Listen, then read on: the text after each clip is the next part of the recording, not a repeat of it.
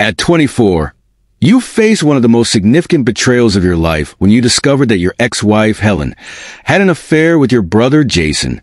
This revelation was compounded by the realization that the child you had been raising for nearly 3 years was not your biological child, but rather Jason's.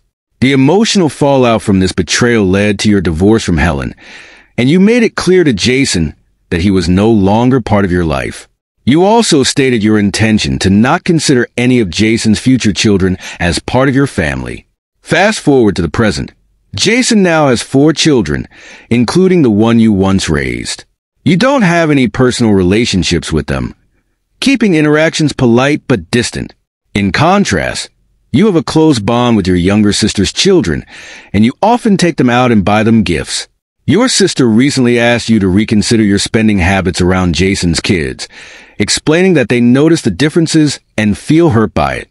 She implied that your behavior might seem like a form of punishment towards innocent children for decisions their parents made. You firmly believe that your feelings towards Jason and Helen should not be projected onto their children, especially since you have no obligation to spend time or money on them. You feel justified in favoring your sister's kids, as they are a direct part of your family and a source of genuine joy for you. The tension arose when your sister highlighted that Jason's kids often ask why you don't interact with them, which made her feel uncomfortable. She suggested that you consider building a relationship with them, even if it doesn't involve financial support. You responded by expressing that you don't owe Jason's children anything, and that their feelings are not your responsibility. You feel that Jason's kids have other family members who can support them, and that it's not your role to fill that gap. You're also frustrated that your family expects you to overlook your feelings for the sake of children who are innocent in this situation, but born out of a painful history. This conflict has left you feeling conflicted, especially since your sister, who was your only support during the hardest times, is now caught in the middle. You're seeking outside opinions on whether your stance is justified or if there's room for you to reconsider your relationship with Jason's children. The general consensus is that while it's understandable to prioritize your bond with your sister's kids, the children from Jason's side deserve to know the truth about why you maintain your distance. They should not have to carry the burden of their parents' actions or feel unloved without understanding the reasons. However, the decision to engage or not ultimately lies with you, and it's important to protect your own emotional well-being in navigating these complex family dynamics. In a situation where financial support within a family is being questioned, a parent has recently assisted their son in purchasing a home, which has ignited feelings of resentment from their daughter. The parent is grappling with accusations of favoritism, as the daughter believes that she has not received similar financial support. The parent explains that they have previously invested a significant amount of money in helping their daughter overcome various challenges in her life, including getting her out of trouble during her younger years, assisting her through rehab, and supporting her education when she dropped out of college. Despite these efforts, the daughter has married into a wealthy family, leading the parent to believe that she is now financially stable and does not require additional assistance. On the other hand, their son is starting from scratch and genuinely needs support to secure a home. The daughter is not only expressing her dissatisfaction, but is also making it known to other family members, causing tension and division within the family unit. The parent believes that it is reasonable to help their son given his circumstances, especially since they have already supported their daughter extensively in the past. In a different scenario, a parent shares custody of 2 children with their ex-spouse, who has not been a consistent presence in their lives. After the breakup, the ex-partner quickly moved on to a new relationship, had another child, and eventually became financially dependent on that partner. When the relationship ended, the ex-partner contacted the parent for financial assistance, citing her struggles to care for her children and her current pregnancy. The parent refuses to provide financial help, explaining that they are not obligated to support their ex or her new children. They have a responsibility to their own children and must prioritize their well-being. The parent feels that it is unreasonable for their ex to expect assistance after having distanced herself from their children for years, and is frustrated by the ex's accusations of being uncaring. Both situations highlight the complexities of family dynamics and the expectations surrounding financial support. The parent in the first scenario believes they are acting fairly in providing help where it is genuinely needed, while the second parent stands firm in maintaining boundaries after their ex-partner has made choices that have led to her current predicament. In both cases, the individuals involved must navigate feelings of entitlement and fairness while determining what their responsibilities truly are. You are a 30-year-old woman who has been planning a 2-week vacation in Europe with your partner for the past year. This trip is significant for both of you, as it's your first major vacation together, and you've both invested a lot of time and money into making it happen. All the arrangements, including flights and hotels, have been booked and paid for in advance. Recently, your 35-year-old brother reached out to you in a state of panic, informing you that he requires emergency dental surgery due to a serious tooth infection. While this issue is urgent, it's not life-threatening. Unfortunately, he does not have health insurance, which is a result of his long history of poor financial decisions. The total cost for the surgery is approximately $10,000, which he cannot afford.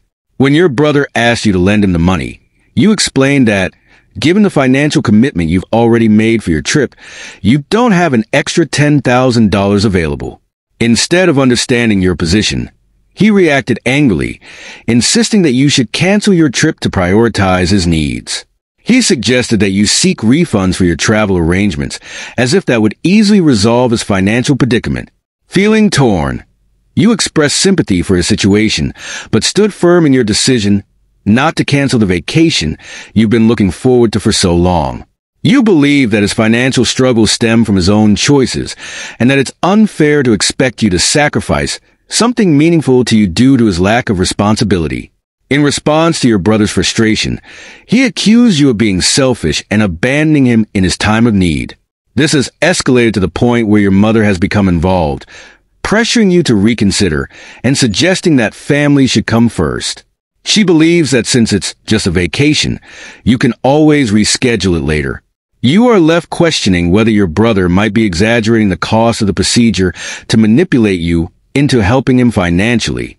You also wonder how much your mother might be contributing to the situation, considering she has been actively advocating for your brother. Additionally, you're curious about the actual costs associated with dental procedures, particularly those that involve treating infections, and whether financing options like Care Credit could help him manage his expenses without requiring you to cancel your plans. Overall, you are struggling with the conflict between familial obligations and your right to enjoy a vacation that you've worked hard to plan and save for. The first scenario revolves around a person expressing skepticism about the exorbitant dental bill presented by their brother.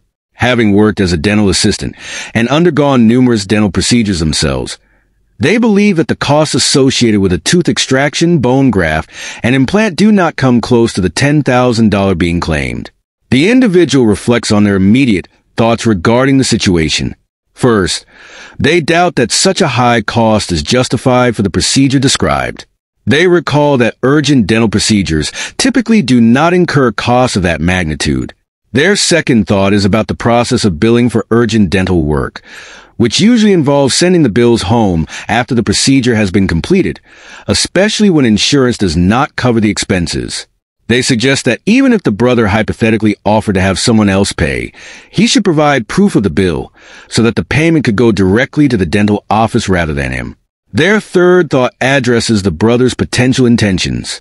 The individual speculates that he might demand payment directly from Opie instead of the dentist, which they see as problematic. The reasoning is that the brother does not actually need the money for a dental procedure, suggesting he might be manipulating the situation to fund other poor financial choices. This leads the individual to conclude that Opie should be cautious, as there is a risk that any money given to the brother could vanish without serving its intended purpose, implying that Opie should not feel guilty for questioning the situation. The second scenario involves a mother confronting her daughter-in-law, Emily, about what she perceives as a pattern of dishonesty. The mother has noticed that Emily has a tendency to lie, both about minor and significant matters, which has led to tension within the family. Initially, Emily's fabrications were trivial, like claiming she could not attend family dinners due to work commitments, only to later post on social media, showing that she was out with friends. However, these instances escalated into more significant lies. For example, during a charity fundraiser that both were supposed to attend, the mother was present the entire time but did not see Emily. When asked, Emily insisted she had been there, but was too busy to say hello. This was evidently untrue, as the small group of volunteers meant that she would have been noticed if she had attended. Another incident involved Emily claiming she had arranged for a cake for the husband's birthday celebration. On the day of the event, she arrived empty-handed, explaining that the bakery had lost her order. However, upon calling the bakery, the mother discovered there was no record of an order ever being placed. Feeling frustrated and hurt, the mother confronted Emily about her continuous dishonesty, emphasizing that these lies were starting to affect her perception of Emily and were creating a rift in the family. She highlighted that Emily's falsehoods had disrupted her husband's birthday celebration. In response, Emily became defensive, claiming the mother was exaggerating and trying to paint her as a bad person. This confrontation escalated, leading the mother's son to become angry with her and causing Emily to withdraw from family gatherings until the mother apologizes. The mother feels justified in her confrontation and believes she has no reason to apologize. However, she acknowledges the rift the situation has created and expresses confusion over her son's denial about his wife's behavior.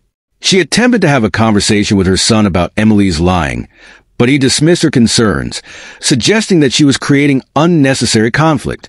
The mother is left grappling with the fallout of her confrontation and the complicated dynamics it has introduced into her family relationships, feeling torn between standing up for her values and maintaining a relationship with her son.